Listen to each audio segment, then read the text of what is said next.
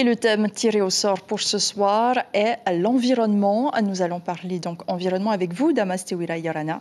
Yorana. Vous êtes 8e de liste dans la section 2 pour le Tapura Huir Atira et vous allez être confronté à Steve Vatea Heller, Yorana. Et Yorana. Vous êtes tête de liste dans la section 3 pour le parti mené par Tauhiti Nena. Mais avant d'aborder l'environnement, un mot sur le cannabis thérapeutique d'Damas Tewira. Le Tapura indique dans son programme vouloir finaliser les tests sur son usage sous contrôle médical 5 mois après l'adoption de la loi de pays. Où est-ce qu'on en est? Je pense qu'aujourd'hui, d'abord, bonsoir, chers amis qui nous suivez ce soir. Comme ça a été dit, l'Assemblée de Polynésie a adopté en novembre dernier des textes qui vont légiférer, notamment par des arrêtés d'application. Il se trouve qu'aujourd'hui, et on parle bien de cannabis thérapeutique et non de cannabis récréatif, ça il faut le préciser, parce que certains ont tendance un peu à faire l'amalgame des choses. Et je pense qu'il faut accompagner ce geste fort qui a été inscrit au niveau des décisions des élus de l'Assemblée qui ont voté dans ce sens-là la mise en place de cannabis thérapeutique. Et on voit bien certaines personnes en souffrance qui ont admis que ce principe du cannabis a des effets thérapeutiques. Je pense qu'il faut aller au bout de la démarche et accompagner, mais avec un encadrement strict sur des produits et non pas céder un peu à la culture un peu sauvage du cannabis, comme ça peut être le cas à ce niveau-là. Mais il s'agit de mettre des garde-fous et de bien concentrer sur l'usage thérapeutique du cannabis, qui peut apporter une aide substantielle à tous citoyens qui sont dans la souffrance à l'heure actuelle. Alors des garde-fous, justement, il n'y en avait visiblement pas, puisque lorsque le projet de loi a été soumis aux élus de l'Assemblée, le Tavini Ahire Aporinetia avait critiqué le Tapura, avait accusé le Tapura d'opportunisme, car le projet de loi qui n'était initialement pas prévu à l'ordre du jour était fragile, selon l'ancienne députée Vatea Heller. Est-ce que c'est de l'opportunisme selon vous? Alors ça y ressemble beaucoup, parce que à quelques mois des élections, sortir un texte comme ça qui devrait être encadré comme on l'a entendu tantôt, encadré dans le sens où, pour ma part, la filière chanvre aurait été débattue et donc installée. Parce que là, on va parler du chanvre thérapeutique, mais à côté de ça, comment est-ce qu'on va faire la différence entre le chanvre thérapeutique et le chanvre de tous les jours, de consommation journalière? Il faut savoir qu'il y a plus de 40 produits qui peuvent être issus du chanvre et qui pourraient développer une activité pour tous ces jeunes qui sont en train de basculer dans la drogue parce qu'ils n'ont rien d'autre à faire et qu'ils ne peuvent pas rester à la maison. Alors, Damas Tewira, où est le juste milieu et justement pourquoi avoir attendu en novembre 2022 pour présenter un projet de loi de pays? On pourrait être accusé de faire du clientélisme, appelez ça comme vous voulez, mais aujourd'hui, c'est un fait de société. Donc, que ça soit pris en amont ou à la veille d'une élection importante comme les territoriales, toujours est-il que ce dispositif est de la responsabilité du pays et ceux qui siègent à l'Assemblée.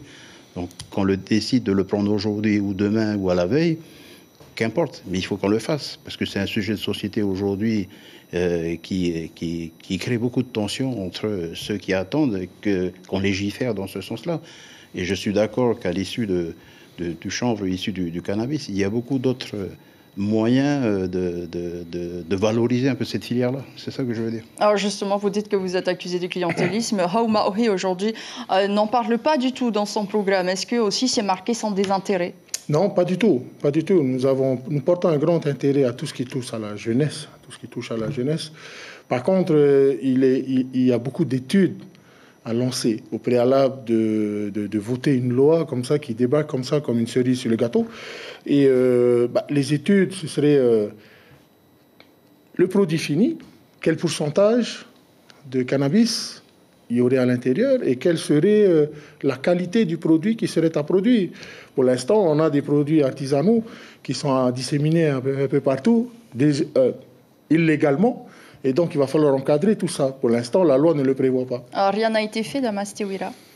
Des études ont été réalisées. Il reste encore beaucoup à faire pour légiférer définitivement dans ce domaine-là, et on est conscient que ça va apporter une plus-value à l'économie locale, ça on est sûr et certain.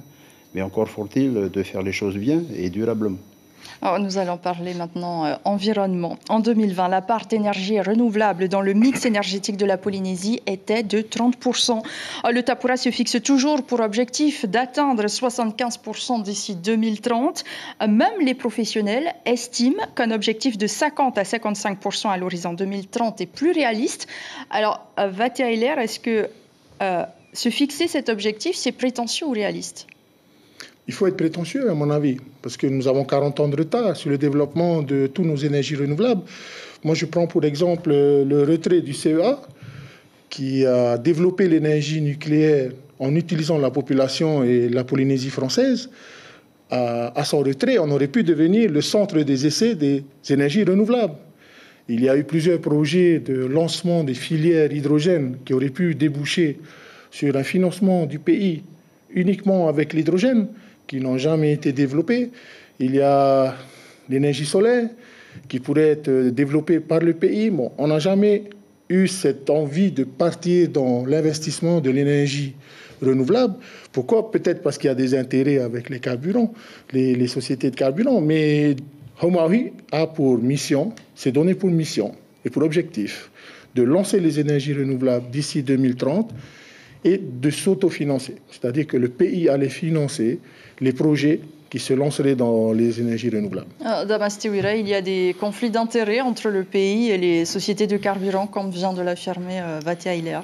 Je ne pense pas. Je pense qu'aujourd'hui, la crise sanitaire que nous avons traversée en 2020 a remis un peu les pendules à l'heure. Donc, il faut revisiter notre manière de vivre, revisiter notre façon de consommation. Et la logique que nous mettons en œuvre au niveau du Tapura Huiratira, c'est Tiarutei Mareva Ahinatau. Ça veut dire que c'est une projection sur les générations futures. Et la consommation de produits décarbonés en fait partie. On parle d'énergie renouvelable. Aujourd'hui, on a expérimenté le SWAC qui fonctionne très bien aujourd'hui. C'est une valeur sûre qui a été mise en place en Polynésie française et nulle part ailleurs dans le monde. Ça a commencé à Bora, c'est parti à Tetiaroa, c'est arrivé ici à l'hôpital du Taoné. Pourquoi ne pas exploiter encore cette filière-là qui est reconnue au niveau mondial et qui apporte tous ces effets à la manière de gérer notre pays et glisser convenablement vers la production d'énergie verte. On parle notamment des barrages, des retenues de barrages dans l'hydroélectricité. Là aussi, c'est une compétence du pays qu'il va falloir encore organiser et de manière à arriver à ne plus être dépendant du carburant fossile, des énergies fossiles, qui, je vous rappelle, aujourd'hui fait quand même la grosse part un peu à l'importation des produits sur la Polynésie. Haumahui veut réduire de 20% notre dépendance aux énergies fossiles. Est-ce que vous considérez ça comme de la démagogie ou de la fantaisie ? C'est ni de la démagogie, ni de la fantaisie. Ils ont le droit de se projeter dans l'avenir. Et c'est aussi la logique de tous les partis. Je pense qu'il faut retenir les leçons un peu de la crise Covid que nous avons frappée. Il faut revisiter notre manière de vivre, revisiter sa façon d'être. Encore, toi, en tant qu'être humain par rapport à la nature, qu'est-ce que tu peux faire pour aider ta nature qui, quand même, ta terre nourricière. Donc la dépendance aux énergies fossiles va dans ce sens-là. Parce que aujourd'hui, nous avons imprimé une nouvelle manière de vivre. Il faut continuer là-dessus. Vathia Hilaire, vous disiez tantôt que le pays allait supporter le financement. Où est-ce que vous trouvez l'argent ? Puisque aujourd'hui, le Tapura a un petit peu de mal, même s'il y a des choses qui ont été faites. Vous avez une solution que le Tapura n'a pas ? On a une solution. En fait, on a pensé, on a travaillé sur des solutions pour rendre notre pays autonome financièrement.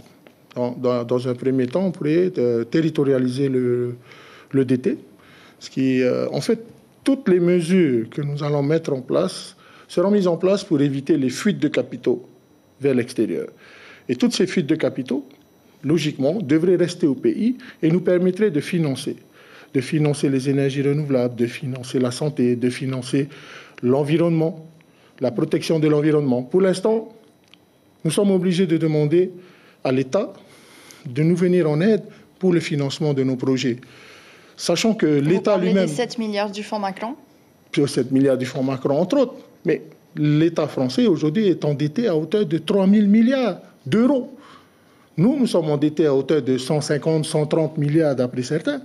Mais c'est une dette comment un pays endetté pourrait aider un autre pays endetté. Par contre, si aujourd'hui nous mettons en place et nous mettons en œuvre la territorialisation de l'EDT, le financement des bateaux pour développer la pêche, développer l'agriculture, mettre en place les coopératives, à ce moment-là, le pays pourrait s'en sortir, peut-être éponger sa dette complètement, et dans 15 ans, pourquoi pas demander le référendum.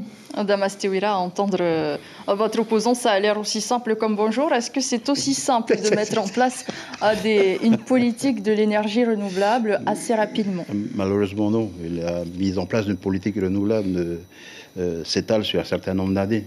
Et si aujourd'hui, je parle notamment du développement durable, donc toutes les politiques publiques, que ce soit du pays, que ce soit des communes, doivent intégrer obligatoirement la notion de développement durable pour ne pas revisiter encore, se reposer sur le développement économique que nous avons connu, qui a été malheureusement arrêté par la crise Covid. Ça, nous le savons tous. Donc il faut intégrer cette notion de développement durable. Et là, au niveau du Tapura, nous avons fait d'abord, c'est de sécuriser nos océans. Parce que c'est aussi la manne là, qui dépend du pays. Sécuriser nos océans, c'est garantir un peu des produits et un avenir pour nos enfants. Sécuriser aussi les océans, ça veut dire octroyer un peu des zones côtières et favoriser la pêche artisanale. Ce sont toutes ces notions-là qui viendront aider à cette dépendance énergétique. Mais il faut que nous, déjà, on soit capable d'être bien chez soi et de sécuriser nos océans chez soi. C'est quand même une manne importante. Je vous rappelle que dans certains pays, ils n'ont pas encore intégré cette notion de développement durable. Ça a été le cas depuis un certain nombre d'années, mais aussi ça devient important. Il faut l'intégrer dans toutes les politiques publiques. On n'a pas le choix. Merci beaucoup, Damas Tewira. Très rapidement, pour égaliser vos temps de parole, Batia Ayler, le transport aussi, presque tous les partis qui se lancent dans cette élection parlent de mobilité. La voiture électrique est 2 fois plus polluante à produire que la voiture thermique. Est-ce que ce n'est finalement pas évacuer une problématique et en créer une autre? Déjà, dans un premier temps, pour le déplacement en Polynésie française, on est quand même un tout petit pays. Et il faudrait qu'on revienne à notre échelle et plutôt développer le transport en commun. On se rend compte... Avec des véhicules électriques ou hybrides? Alors, encore électriques ou hybrides, ce sont des solutions qui sont, à mon sens et au sens de Haumahui, assez aléatoires, puisque ce sont des véhicules qui sont rechargés avec de l'énergie fossile. Et ce sont des véhicules dont les batteries polluent beaucoup plus que les véhicules d'essence. Donc, on est encore dans la recherche de la solution miracle. Parce que même nous n'avons pas la solution pour remplacer les véhicules électriques. Ce qui est important de savoir aujourd'hui, c'est que dans les îles, en termes de protection de l'environnement, les îles australes ont besoin qu'on consolide les rivages, parce qu'ils commencent à être érodés par la montée des eaux. Au Tuamotu, il va falloir prévoir des logements anticycloniques qui soient dans les hauteurs, même si l'île est recouverte de mer, qu'on puisse maintenir nos 5 500 000 km² de zone économique exclusive en ayant un pied-à-terre, même sur une île qui est engloutie par l'eau. Aux Marquises, pareil, il va falloir qu'on travaille sur le retour des terres à nos Marquisiens. Merci beaucoup, Batia Ayler. Merci beaucoup, Damas Tewira, d'avoir été présent pour ce face-à-face. L'information en continu sur Polynésie la première, Internet et réseaux sociaux.